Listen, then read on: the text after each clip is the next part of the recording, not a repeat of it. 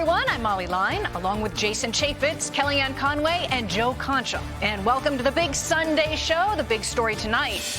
The Marine veteran accused in the chokehold death of a homeless subway rider breaks his silence. Daniel Penny addressing the incident on the subway that is now has him facing second-degree manslaughter charges, telling the New York Post, quote, "This had nothing to do with race. I judge a person based on their character.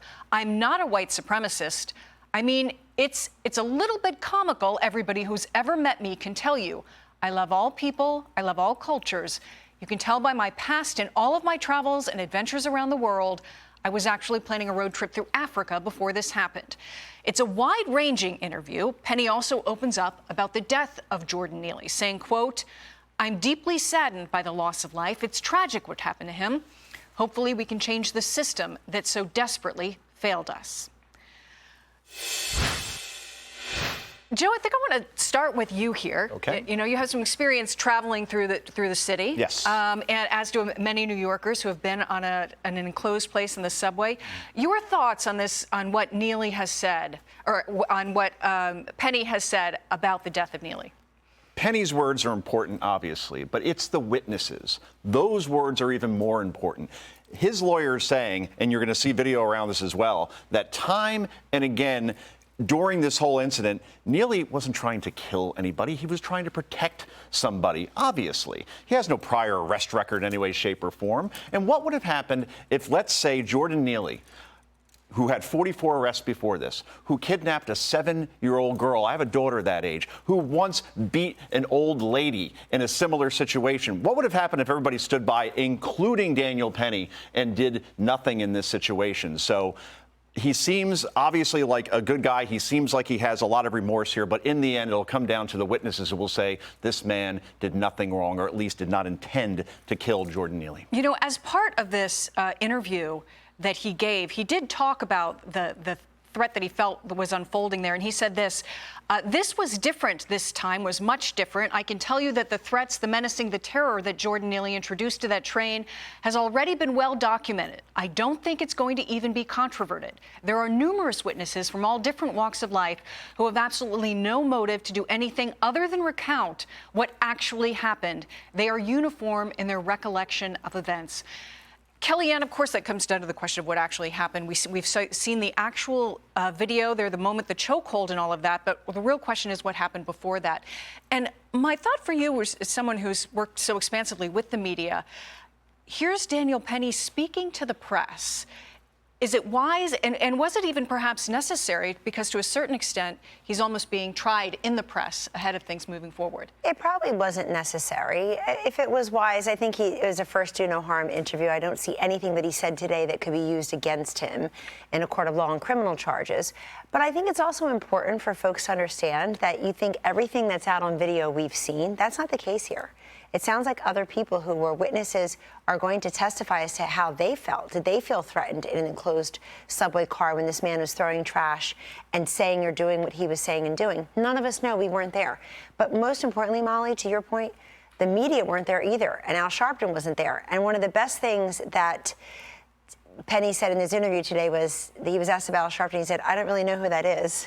Boom, lower the boom. "I don't really know who that is because I don't really, quote, pay that much attention to celebrities." And I think we talked about yesterday on the big Saturday show, the pregnant nurse who does have receipts that was the bike she was supposed to get on and pedal herself home after a 12-hour shift, 6 months pregnant. We don't know how she felt. You don't need to touch someone for them to feel threatened, that they can't move from point A to point B. Perhaps the same thing is true here. His lawyer is pretty bullish in his public statements about the uniformity and really the tenacity with which the other witnesses have already come forward privately as to what they saw and how they felt. Now, if there's too much extreme force, that's another question. There were 2 other men involved in restraining Mr. Neely, and I think all of that will come out in the court of law as well. Yeah, Penny's attorney has emphatically denied that racism played any role whatsoever in this. But he has been under a lot of pressure in the press, Penny. I mean, and there are protesters in the streets of New York. It's really been a lot to deal with. Here's what he actually had to say about what's happening in the broader aspect as all of this comes down on him. He says, if you're faced with all these challenges, you have to remain calm. What's the point of worrying about something? Worrying is not going to make your problems disappear.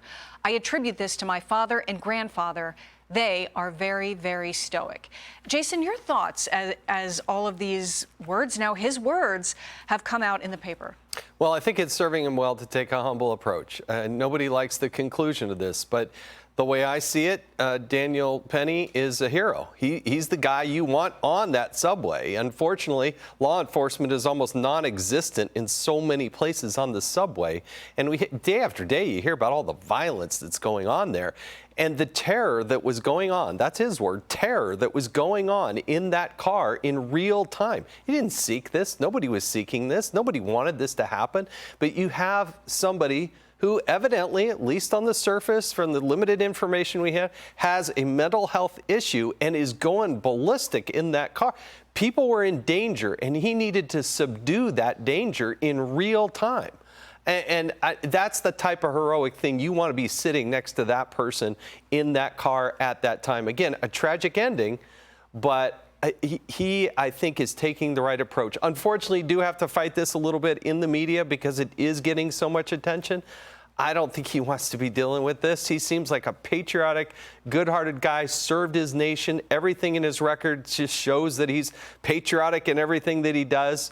And, you know, I hope, and I saw Mary Adams actually address this, that we need some more money in New York City to deal with the mental health aspect of what's going on with so many people. Because it's not just a mental health. When it manifests itself in a violent manner, you have to deal with it. You don't have the luxury of calling up some social worker and say, can you please come down to car 1216 or whatever it is and help us out here? You have to subdue it right there and then. Yeah, so much of what's wrapped up in this particular case is what's going on in New York writ large right now. So Mayor Adams was on a television show this morning saying that they've spent about $1 billion so far, on track to spend $4.3 billion on receiving migrants here in the city. You're talking about money that we need for the people here, including that. And none other than District Attorney Alvin Bragg needs to decide whether to prosecute Mr. Penny in the next, I believe he's got about 6 months, Molly, to make that decision. And he's already under attack for wanting to grandstand and prosecute and indict and arraign a former president, but going much softer on hardened criminals. It'd be very fascinating to see what he does here compared to similar cases where maybe race people, the people always scream race, see it in every situation, haven't been able to do that in other cases. Yeah. In this interview, Penny talks about what he calls, hopefully we can change the system that so desperately failed us. But he also talks about why he joined the Marines to begin with. He said, growing up in the wake of 9/11 and the terrorist attacks in a community full of firemen, first responders, police officers, it was like I needed to serve my community in some way. I loved leading Marines and I love being around Marines. I love helping people.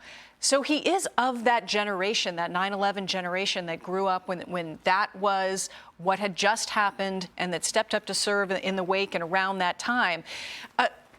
What are your thoughts as part of what, when you look at a case, very often they look at who the accused is broadly in their life, not just the actions on a particular given. Precisely, and if we're looking at character here, we're looking at a Marine veteran who put his life on the line for this country. I remember Pat Tillman. Remember him? He played for the Arizona Cardinals, they were called, or the Phoenix Cardinals at the time. And after 9/11 happened, he decided that he was going to give up millions in salary. This was a great free safety to go over and fight in Afghanistan, where he died. Right. So, yes, character matters here, and it seems that Daniel Penny joined the Marines for the same reasons Pat Tillman did, and now he's the enemy. At least if you go on social media, it is ugly down there, and that is taking a blowtorch to dry grass at this point. That's what social media does, right, Kellyanne? Yeah, I mean, ignore social media. It's a bunch of miserable people talking to each other, and this will be adjudicated in a court of law. But in the meantime, he's out on bail. He's a local resident, and I think he's a little bit in hiding except for this interview. Hey, Sean Hannity here. Hey, click here to subscribe to Fox News YouTube page and catch our hottest interviews and most compelling analysis. You will not get it anywhere else.